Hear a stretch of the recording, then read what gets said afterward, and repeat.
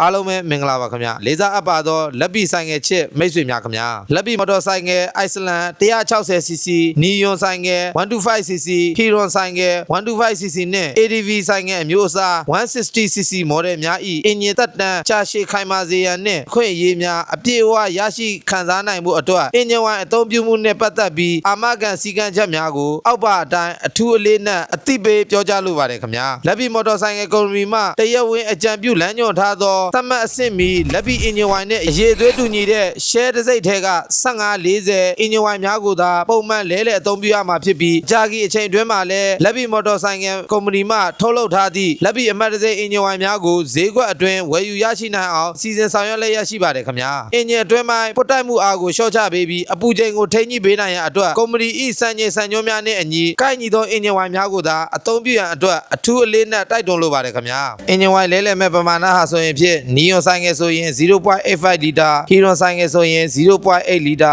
အိုက်စလန်ဆိုင်ငယ်ဆိုရင် 0.85 လီတာ ADB ဆိုင်ငယ်ဆိုရင် 0.85 လီတာထည့်သွင်းအသုံးပြုရမှာဖြစ်ပြီးသတ်မှတ်ချက်စံချိန်စံညွှန်းနဲ့မကိုက်ညီသောအရေးသွေးညံ့ဖြစ်သောအင်ဂျင်ဝိုင်များကိုအသုံးပြုမိပါကအင်ဂျင်ပိုင်းဆိုင်ရာအစိတ်အပိုင်းများကိုလျင်မြန်စွာယိုယွင်းပျက်စီးမှုများဖြစ်ပေါ်စေနိုင်ပါတယ်ခင်ဗျာမေဦး High Quality Automotive Distribution Company မှခွင့်ပြုချက်မရှိသောအင်ဂျင်ဝိုင်များကိုထည့်သွင်းအသုံးပြုမိပါကအင်ဂျင်ဝိုင်မှားယွင်းသုံးစွဲမှုကြောင့်ဖြစ်ပေါ်လာနိုင်သည့်မြည်သည့်အင်ဂျင်ချုပ်ဝင်ချက်များကိုမဆိုကုမ္ပဏီ၏အင်ဂျင်အာမခံစနစ်မှလုံးဝတာဝန်ယူပေးနိုင်မည်မဟုတ်ကြောင်းကိုထူးလေးနက်ထားပြောကြားလိုပါတယ်ခင်ဗျာအာမခံကာလအတွင်းခွင့်ပြုချက်မရှိသည့်အင်ဂျင်ဝိုင်ကြောင့်ပျက်စီးသွားသောအင်ဂျင်ပိုင်းဆိုင်ရာပြုပြင်စရိတ်များနဲ့အစားထိုးစရိတ်များကိုသုံးစွဲသူမှကိုယ်တိုင်ကိုယ်ကျအပြည့်အဝကုန်ကျခံရမည်ဖြစ်ကြောင်းကိုလည်းအထူးလေးနက်ထားပြောကြားလိုပါတယ်ခင်ဗျာအားလုံးကိုကျေးဇူးတင်ပါတယ်ခင်ဗျာ